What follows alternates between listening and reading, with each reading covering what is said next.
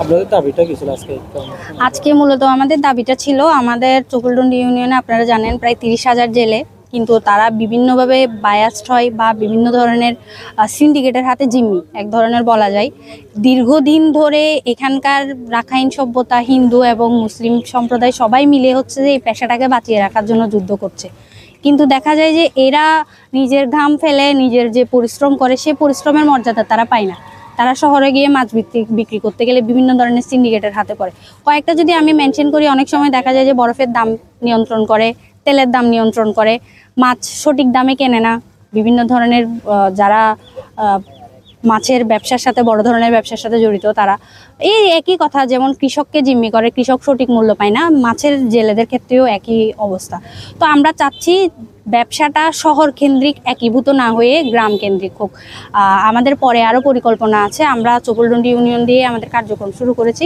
আমি চাই এখানে একটা ফিশারি ঘাট হোক, এখানকার জেলেদের অস্তিত্ব রক্ষা হোক এবং এখানকার জেলে পরিবারের যে সংকট সেটা দূরীকরণে অবশ্যই এই আমাদের এই প্রকল্পটা খুব বাস্তবায়ন হবে বলে, বা এটা বাস্তবায়িত হলে তাদের উন্নতি হবে বলে আমি মনে করি।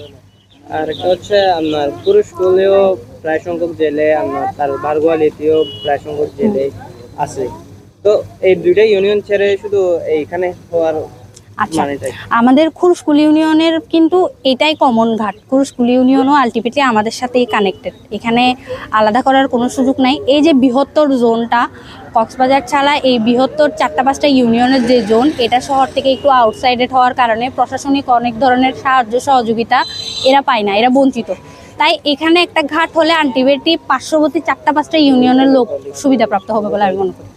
আমরা জানি যে আমরা যতটুকু দেখলাম পুরুষকুল ইউনিয়ন থেকে যে ফিশারি ঘাটটা আছে কক্সবাজারে, ওটাই সবচেয়ে কাছে, যে সবাই ওখানেই যায়।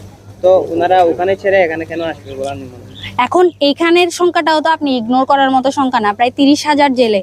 তারপরেও যদি খুরুশকুলের মানুষ মনে করে যে না, তারা কক্সবাজার শহরের ওই সিন্ডিকেটের চেয়ে তাদের এখানে এসে ব্যবসা করতে সুবিধা হবে, তাহলে সেটা তাদের চয়েসের উপর ডিপেন্ড করবে। আমরা হচ্ছে নিড বেসিস অ্যাসেসমেন্ট অনুযায়ী আগাবো, যেটা যখন যেভাবে প্রয়োজন। আর তাছাড়া একটা জিনিস আমরা এখনো মাত্র দাবি তুলছি, এটা হয়ে গেছে বিষয়টা এমনও না। এটা অবশ্যই প্রশাসন সার্ভে করবে, অ্যান্ড সার্ভে করে ওটার উপর ডিপেন্ড করেই হচ্ছে যে আমাদের পরবর্তী কার্যক্রমের নির্দেশনা আমরা পাবো। ধন্যবাদ।